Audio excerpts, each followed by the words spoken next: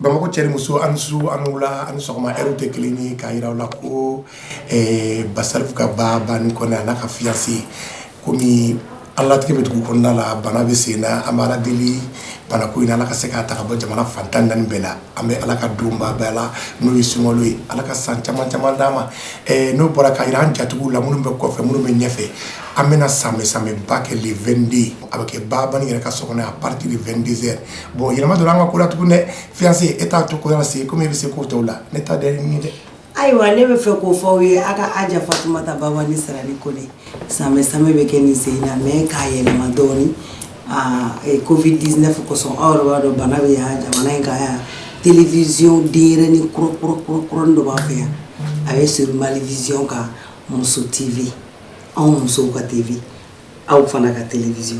donc a bɛ sur Malivision a chaîne ye 254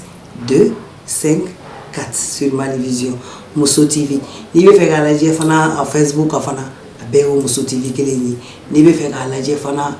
sur YouTube a bɛɛ y'o Muso TV kelen ye anw musow dɔrɔn ni télévision nana dɔrɔn ka anw de soutenir an ka douleur yira an ka diyaw yira an ka ko dumanw yira an ka ne tɛ kuma fɛ dɛ